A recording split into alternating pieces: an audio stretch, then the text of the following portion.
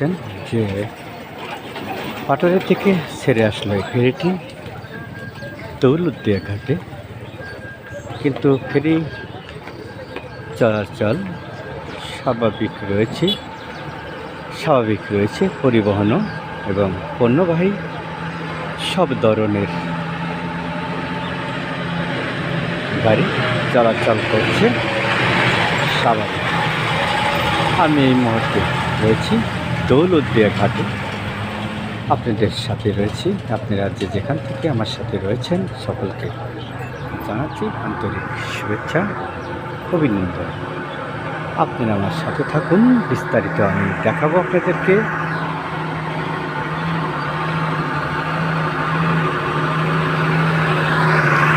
Number ঘাট থেকে আমি সরাসরি আপনাদের সাথে রয়েছি। দেখছেন যে ফেরি থেকে পরিবহন নেমে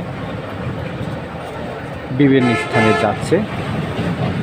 দৌলতদিয়া ঘাট একটি গুরুত্বপূর্ণ ঘাট, 21টি জেলায় যানবাহন চলাচল করে থাকে। এই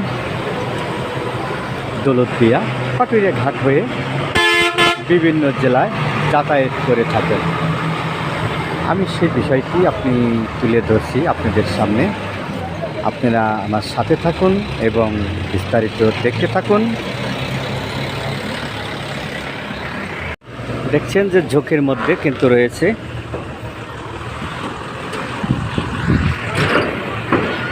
বাস ওঠানামার বিভিন্ন সমস্যা ঘটে এই অটোর কারণে। আপনারা দেখছেন যে খুলনা, বরিশাল, কুষ্টিয়া, রাজবাড়ী এবং এই পরিবহন দৌলতদিয়া ঘাট হয়ে ঢাকার উদ্দেশ্যে তারা বিভিন্ন স্থানে যাবে, ফেরিতে উঠছে। আমি আপনাদের সাথে রয়েছি। আপনারা দেখছেন যে বিআরডব্লিউটিসির ঊর্ধ্বতন কর্মকর্তা আমাকে জানিয়েছেন যে এই ফেরি চলাচলের কোনো সমস্যা নেই, চলাচল স্বাভাবিক রয়েছে। কিন্তু বড় সমস্যা রয়েছেন যে নদীতে বিভিন্ন জায়গার ডুবোচর রয়েছে, যার কারণে ফেরি চলাচল একটু বিঘ্ন ঘটে। বিস্তারিত আপনাদেরকে দেখাবো।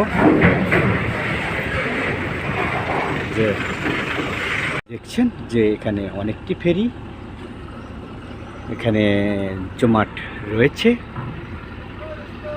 বিভিন্ন পরিবহনের অপেক্ষায় এরা সিরিয়ালে দাঁড়িয়ে রয়েছে। দেখছেন যে ফেরিতে ওঠার জন্য অনেক পরিবহন সিরিয়ালে আছে, তারা সকলেই ফেরিতে ওঠার জন্য খুব তড়িঘড়ি করছে।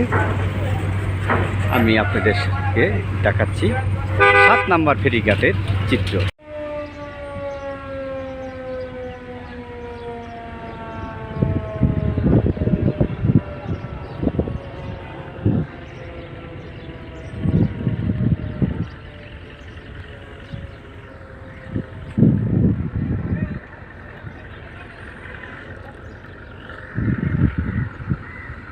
যে পরিবহনে অনেকটাই চাপ রয়েছে এখন সিরিয়ালে, সব পরিবহনই ফেরিতে ওঠার সিরিয়ালে উঠছে। আপনারা দেখছেন যে পাটুরিয়া থেকে ছেড়ে আসা এই ফেরিটি দৌলতদিয়া ঘাটে এসে পৌঁছাবে পদ্মা নদীর মাঝামাঝি। আমি আপনাদেরকে দেখাতে পাচ্ছি। মধ্যে রয়েছি রাজবাড়ী জেলা দৌলতদিয়া ঘাট। আর আপনারা আমার সাথে যেখান থেকে রয়েছেন সকলকে জানাচ্ছি আন্তরিক শুভেচ্ছা, অভিনন্দন। আপনারা দেখছেন আমার পিছনে যে পদ্মা নদী রয়েছে, এই পদ্মা নদীতে কিন্তু মূলত ফেরি, লঞ্চ বা বিভিন্ন ট্রলার, মাছ ধরা নৌকা চলাচল করে থাকেন। আর আমি বলবো যে এই নদীতে বর্তমান কিছু পানি বৃদ্ধি পাচ্ছে, সেই সাথে বিভিন্ন জায়গার ডুবোচর রয়েছে, এতে ফেরি চলাচল বিঘ্ন ঘটে। আমি আপনাদেরকে সাথে রয়েছি।